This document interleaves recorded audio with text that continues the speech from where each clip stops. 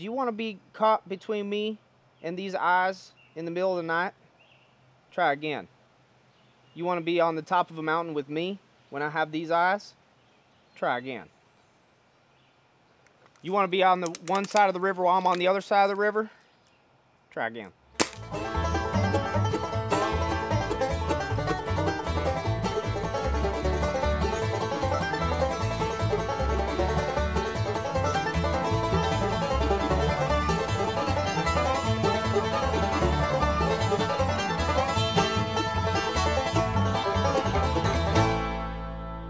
Wild guy life is everything.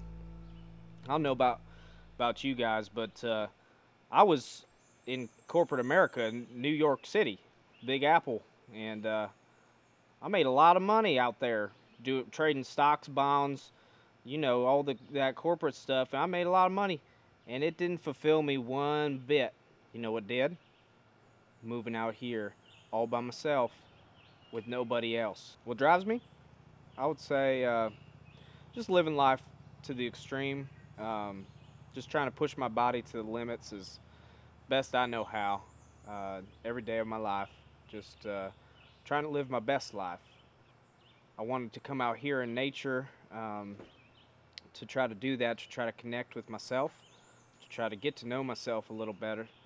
I was definitely lost once, but moving out here, I feel like I found myself. I became a soul, and it's one of those things where you come out in nature and you try to understand, but then you end up truly knowing. And by truly knowing, you become the person that you were always meant to be. And the soul becomes who you are, and you become the soul. And what happens is when you become the soul, you also become an animal of some kind. And this is what I think about the soul.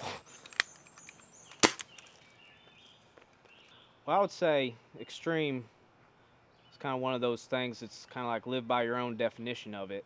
But you know, for me, it's holding a baby for the very first time. Just making sure that I'm always kind to everybody. I think that's pretty extreme. Well, to be a wild guy, you got to live by the rules. You got to make friends with nature.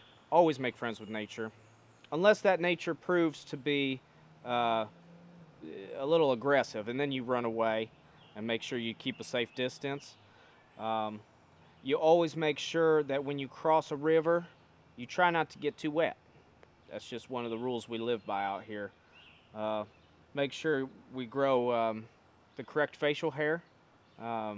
I feel like my mustache is a good representation of a wild guy lifestyle.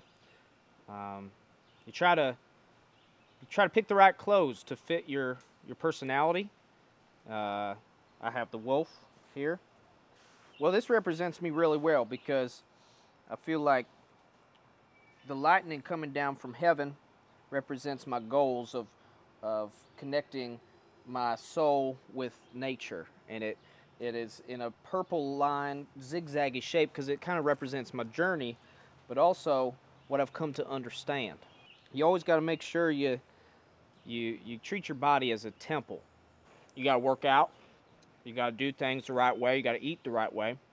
You got to make sure that you're keeping fitness, physical fitness, and nutrition at the top of the list. Whoops. That's all right. Got it. You want to be coming up this mountainside while I got this gun? I don't even have to look. I just shot a guy right now. He came up trying to come up to the mountain. I don't care. It's dangerous up here. Well, I just kind of explained it, okay? I'm getting a little flustered here. I'm sorry. I don't usually talk to a whole lot of people.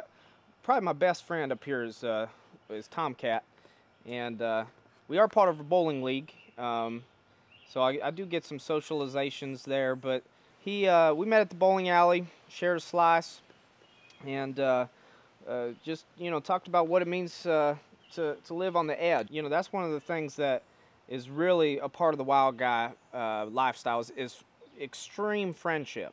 And I think he may have left his wife and kids. I don't know him that well, honestly, but we have a bond that goes beyond what could be imagined. Honestly, like it doesn't really make a whole lot of sense when you got Tomcat by your side.